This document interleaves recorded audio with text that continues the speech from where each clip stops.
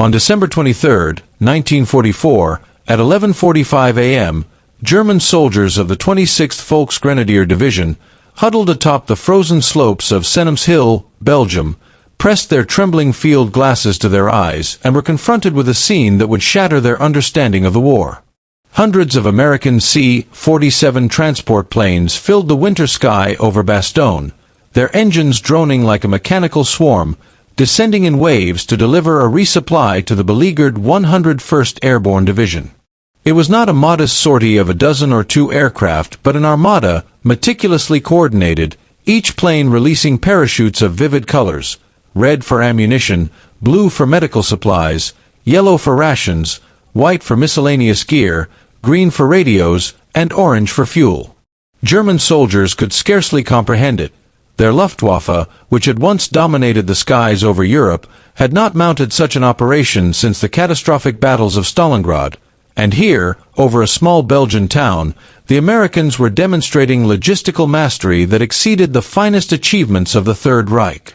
Just a week earlier, on December 16th, the Germans had launched their Ardennes offensive with supreme confidence, a 90-minute artillery barrage of 1,600 guns across a vast 130-kilometer front signaling the beginning of Operation Walk dem Rhein, Hitler's last desperate gamble to split the Allied armies and seize Antwerp. The 26th Volksgrenadier Division, rebuilt after devastating losses on the Eastern Front and reinforced with Luftwaffe and Kriegsmarine replacements, had moved forward through icy, narrow forest paths under cover of darkness, inspired by promises of decisive victory and new weaponry, fully confident that the weak, decadent Americans would crumble beneath the weight of German determination. Initial advances seemed to validate this optimism.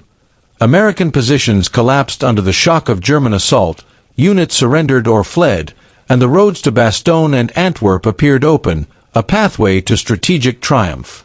Yet as the German spearheads approached Bastogne, the defenders were not merely retreating in disorder. Every road was systematically blocked, bridges demolished, and delaying actions executed with remarkable discipline.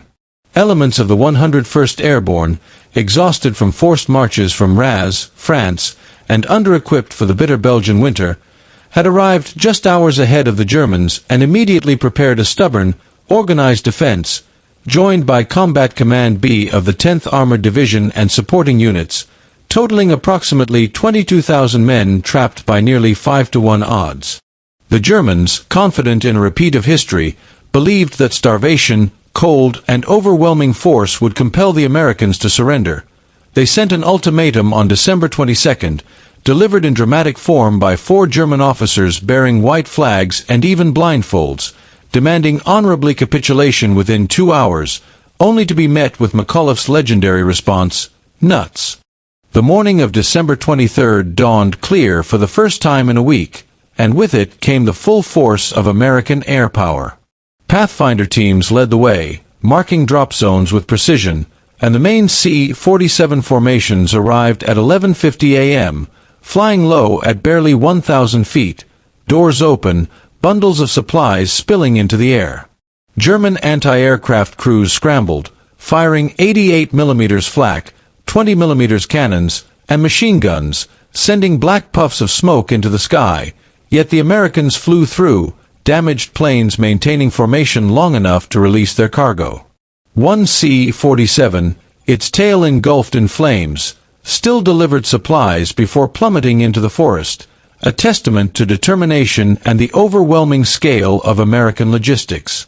Colored parachutes rained down on the snow-covered fields, each drop reinforcing the defenders' capacity to survive and fight. Artillery shells, small arms ammunition, rations, blankets, winter clothing, surgical teams, whole blood for transfusions, jeeps, radios, replacement artillery, and even fuel. By day's end, one battalion alone reported over 528,000 rations, 250 gallons of gasoline, and hundreds of artillery and anti-tank rounds. Multiplied across all Bastogne units, the scale was staggering. The psychological impact on the German soldiers was immediate and profound. Their confidence, built over a week of unopposed advances and seeming inevitability, crumbled. For a week, the weather had shielded them, grounding Allied air forces and allowing free movement, but now P-47 Thunderbolts and other fighter bombers returned, strafing columns, destroying supply trucks, artillery, and vehicles, hunting troops with precision. The arithmetic of abundance was unmistakable. The Americans could supply an entire division by air in hours, while German forces, though superior in numbers, lacked the means to contest them, unable to deliver supplies, ammunition, or reinforcements effectively. Over the following days, additional missions brought gliders carrying heavy equipment, surgical units, and communication gear, further solidifying Bastogne's defenses. When Patton's Third Army finally broke through on December 26, linking with Bastogne, the defenders emerged exhausted but victorious, supplied and confident. Over the course of the siege, more than 1,113 tons of supplies had been delivered by air, including 15,000 artillery shells, nearly 8,000 gallons of fuel, winter clothing, medical supplies, and rations for the defenders, preserving combat capability against overwhelming German odds. The captured German soldiers' post-war testimonies revealed a profound transformation in morale, from invaders confident in rapid victory to witnesses of a nation whose industrial power, logistical mastery, and material abundance made encirclement irrelevant and tactical brilliance subordinate. The Bastogne air supply operation demonstrated that modern warfare was no longer determined solely by battlefield maneuvers, bravery, or numbers, but by the ability to move, sustain, and resupply forces with overwhelming precision. The 101st Airborne would never surrender, not because of superior courage, but because their nation had made failure impossible. For the Germans observing that December sky, filled with hundreds of transport planes and cascading parachutes, the lesson was undeniable. They were confronting not merely soldiers, but an industrial civilization capable of projecting its power anywhere, a force whose victory was inevitable. Written in the skies over a small Belgian town where the arithmetic of American abundance had decisively altered the course of the Second World War.